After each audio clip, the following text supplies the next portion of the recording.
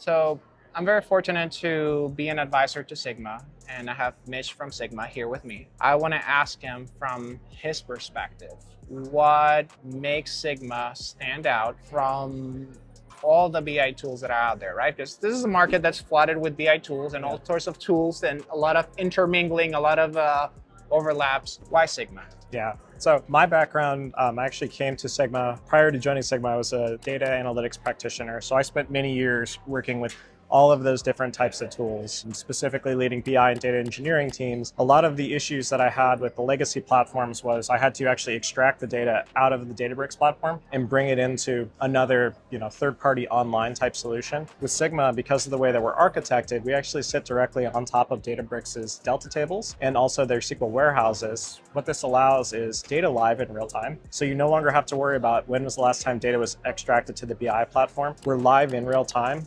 Additionally, the ease of use, as you were kind of talking about before, we have a spreadsheet type UI that lets non-technical users that might not know data languages like Python, R, Scala, SQL, they're able to actually interact with the data. Historically, you had to actually try to train line of business users to actually be able to write SQL. Generally, the SQL they would write would not be very good.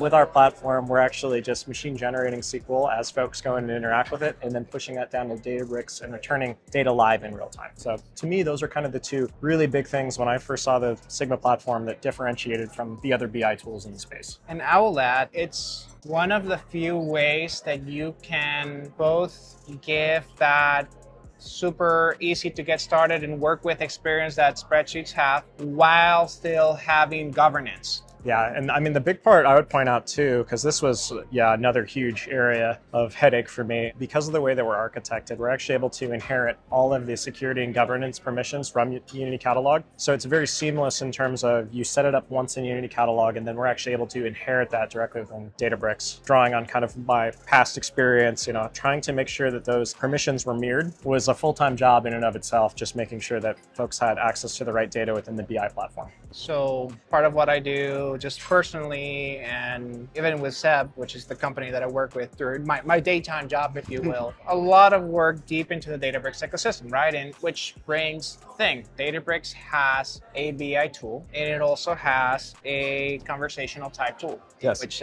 Sigma has too. So I guess my question would be is, objectively speaking, where do you see the advantage of both, or how do you see both coexisting together? I mean, really good question. And I do feel like Databricks' AI BI has really come a long way, and it's great for kind of doing very quick exploratory ad hoc analysis. Where Sigma really shines is being able to go a layer deeper. So we're an enterprise grade solution. We're able to be embedded as well. So everything that you see within the Sigma platform can actually be embedded within your own customer platform to serve to your customers. So I would say that's a big advantage. Another piece for us too is our write back functionality. Yeah. So we have the ability to actually have business and non-technical users through Sigma add data back into Databricks. And what this does is it creates a bi-directional flow. So instead of just having your data teams pushing data out to folks, you can actually have those teams that you're pushing data to add context to that data and bring that back into Databricks, making the data within Databricks more robust and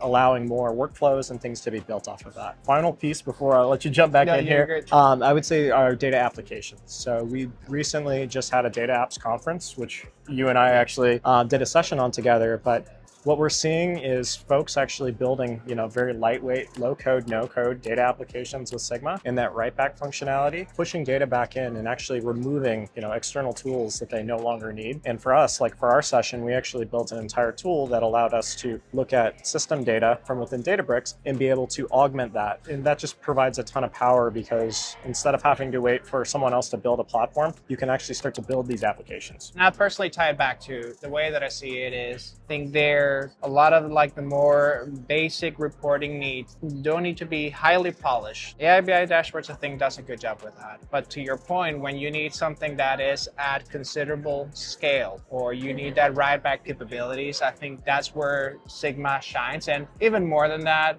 going back to the whole Excel spreadsheet-like experience. I think that everyone likes to say Excel is dead and whatnot. It's not. That's still the easiest way to work with data. And Sigma, instead of fighting the tide, it's like, we'll embrace that. It's, Yeah.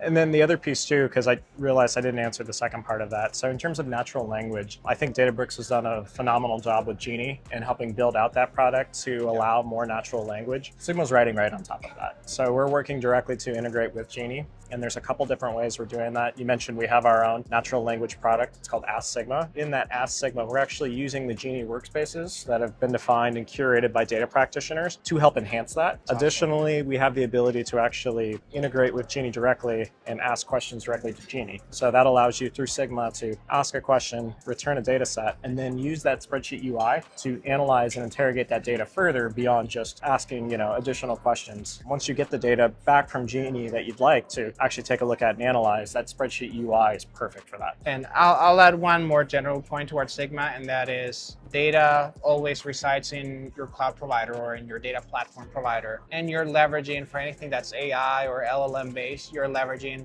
what you get through those providers. So less knobs that you have to worry about. 1,000%. And I would say that's probably one of the things I'm most excited about right now is as Databricks continues to evolve, their LLMs, Claude Sonnet just came out. We're doing a ton of development and work against that. And the best part of it is we no longer have to worry about getting a third-party tool outside of the Databricks and Sigma ecosystem. We can directly integrate with that through AI query, and we're able to actually bring the power of that into our platform. That's awesome. Awesome. Well, great to have you. And again, I don't say this lightly, but I think people should check out Sigma. I personally enjoy using it, and it's a great tool. So Awesome. Well, thank you for the time. And my Appreciate pleasure. it. My pleasure.